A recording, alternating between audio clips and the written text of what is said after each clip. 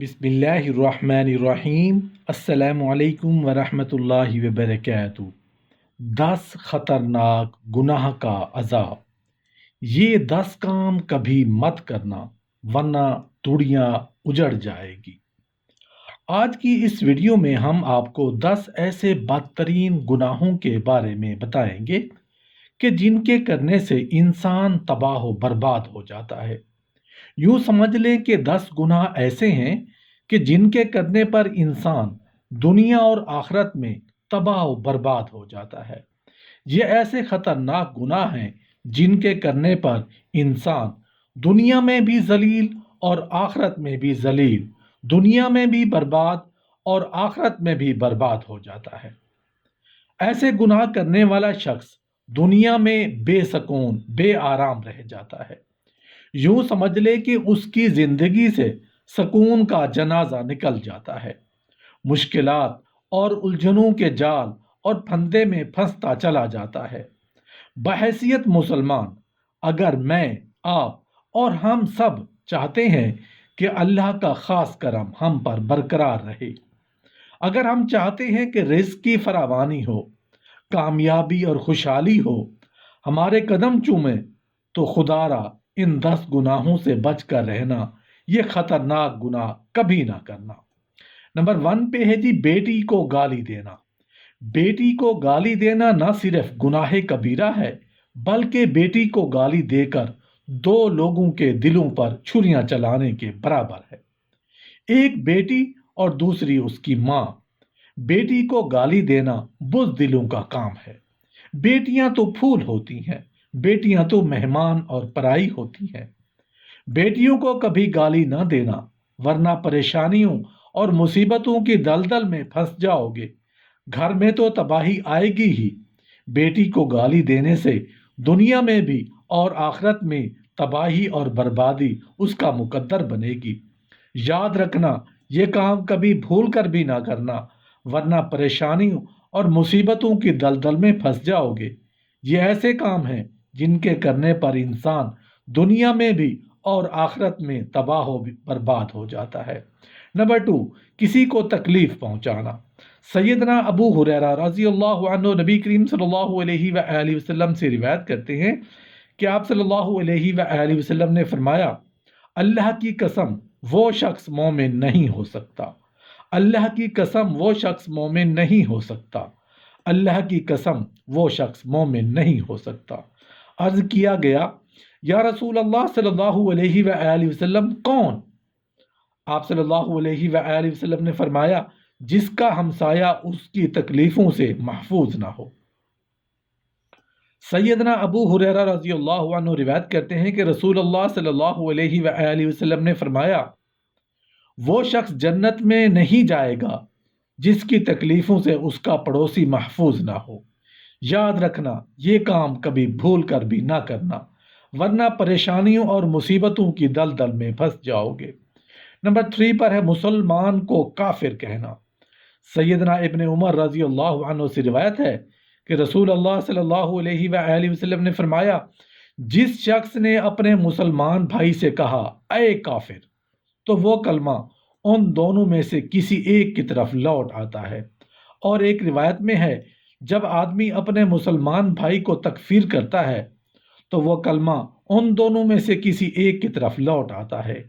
ایک روایت میں ہے، جس بندے نے اپنے مسلمان بھائی سے کہا اے کافر، تو وہ کہنا ان دونوں میں سے کسی ایک کی طرف آتا ہے۔ اگر تو وہ ایسے ہی ہے جیسے اس نے کہا تو ٹھیک، ورنہ یہ کلمہ اس کے کہنے والے پر لوٹ آتا ہے۔ یاد رکھنا، یہ کام کبھی بھول کر بھی نہ کرنا۔ نمبر 4 پر ہے سنگ دل اور بے مروت ہو جانا۔ سیدنا ابو ہریرہ رضی اللہ عنہ سے روایت ہے کہ رسول اللہ صلی اللہ علیہ وآلہ وسلم نے فرمایا، حیا ایمان میں سے ہے اور ایمان کا انجام جنت ہے، جبکہ فحش گوئی اور بد زبانی بے مروتی اور سنگ دلی سے ہے، اور بے مروتی اور سنگ دلی کا انجام جہنم ہے۔ نمبر 5 پر ہے نفاق اور بدبخت ہو جانا۔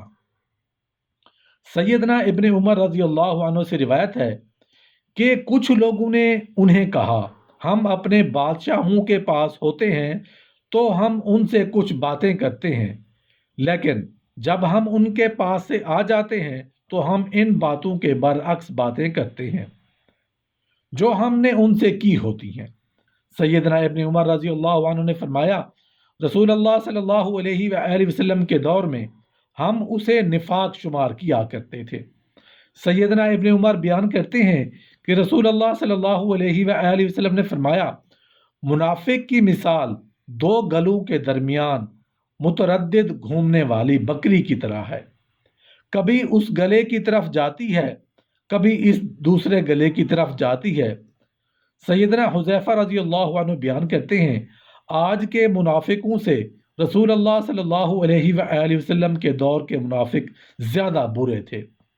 اس دور میں تو وہ نفاق چھپاتے تھے اور آج کے دور کے منافق ظاہر کرتے ہیں۔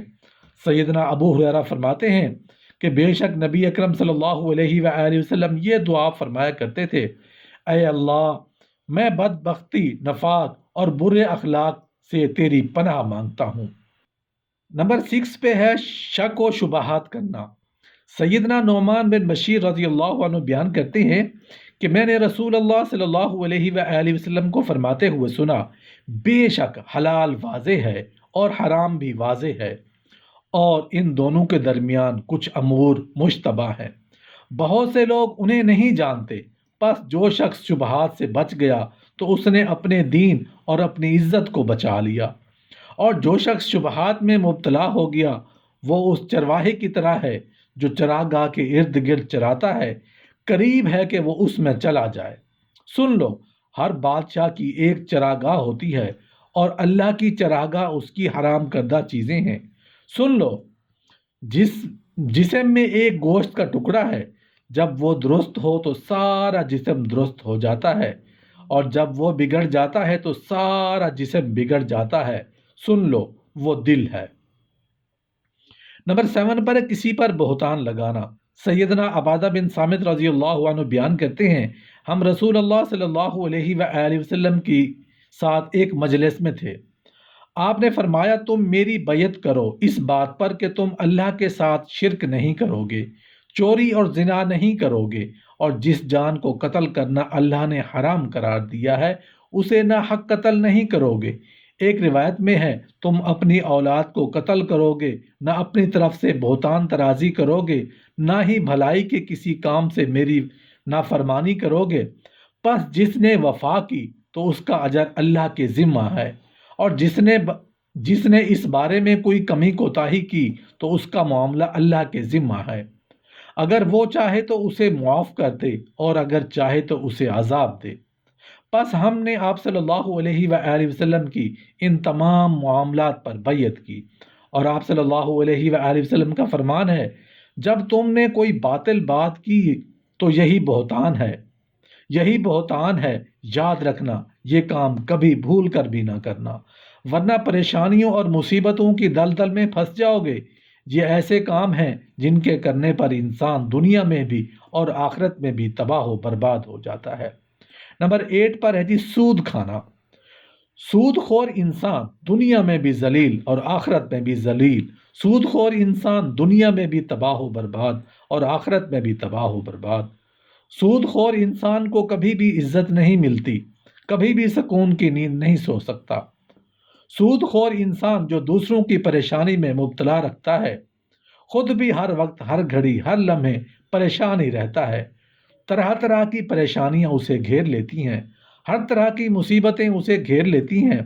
فرمایا، قیامت کے دن سود خور انسان ایسے اٹھیں گے کہ ان کے چہرے مسخ کر دیے جائیں گے۔ یاد رکھنا، یہ کام کبھی بھول کر بھی نہ کرنا۔ نمبر 9 پر ہے جی کسی نیک عورت پر تہمت لگانا۔ کسی نیک متقی پرہیزگار عورت پر تہمت لگانا۔ کسی عورت پر تہمت نہ لگایا کرو، کسی کی بیٹی پر تہمت نہ لگایا کرو، اس سے پہلے کہ تیری بیٹی کے اوپر تہمت لگا دی جائے۔ میرا اللہ فرماتا ہے، جو شخص کسی عورت پر تہمت لگاتا ہے، جو کسی نیک عورت پر تہمت لگاتا ہے، حالانکہ وہ اچھی ہے، نیک متقی پرہیزگار ہے، نماز پڑھتی ہے، روزے رکھتی ہے، وہ اچھی ہے۔ جو شخص کسی اچھی عورت پر تہمت لگاتا ہے وہ دنیا اور آخرت میں ذلیل و خوار ہو جاتا ہے۔ اگر تم کسی کی بیٹی سے نکاح نہیں کر سکتے تو نہ کرو، کوئی بات نہیں۔ خدا را کسی کی بیٹی کے اوپر تہمت مت لگانا، ورنہ گھر میں تمہاری بھی بیٹیاں اور بہنیں ہیں، ان کے بارے میں سوچا کرو۔ اگر میں کسی پر تہمت لگاؤں گا یا لگاؤں گی تو کل کو یہ سب کچھ میرے اپنے گھر میں بھی ہو سکتا ہے۔ یاد رکھنا، یہ کام کبھی بھول کر بھی نہ کرنا، ورنہ پریشانیوں اور مصیبتوں کی دلدل میں پھنس جاؤ گے۔ نمبر 10، کسی کے اوپر جادو کرنا۔ جادوگر شخص کے گھر کا کھانا حرام، اس کے گھر کا پانی حرام، اس کے گھر کا دودھ حرام، اس کے گھر کا نمک حرام، اس کے گھر کی ہر ایک چیز حرام۔ کسی کے اوپر جادو کرتا ہے جو کسی کو ذلیل کرنے کے لیے، کسی کو رسوا کرنے کے لیے، کسی کو پریشان کرنے کے لیے، کسی کو تکلیف دینے کے لیے۔ جو شخص کسی کے اوپر جادو کرتا ہے، تکلیف دیتا ہے، یہ جادو اور یہ تکلیف ایک ایسی چیز ہے کہ گھومتی ہوئی پھرتی پھراتی ہوئی آخر کار اس بندے تک آن پہنچتی ہے جہاں سے یہ شروع ہوئی تھی۔ جادوگر انسان یوں سمجھے کہ وہ دائرہ اسلام سے نکل گیا ہے۔ خدا را یہ خطرناک گناہ کبھی نہ کرنا۔ ایسے گناہ اور ایسے کام کرنے سے دنیا بھی برباد اور آخرت بھی برباد، دنیا میں بھی لعنت کے مستحق اور قبر میں بھی عذاب کے مستحق اور آخرت میں بھی اللہ کی ناراضگی کے مستحق۔ یاد رکھنا، یہ کام کبھی بھول کر بھی نہ کرنا، ورنہ پریشانیوں اور مصیبتوں کی دلدل میں پھنس جاؤ گے۔ یہ ایسے کام ہیں جن کے کرنے پر انسان دنیا میں بھی اور آخرت میں بھی تباہ و برباد ہو جاتا ہے۔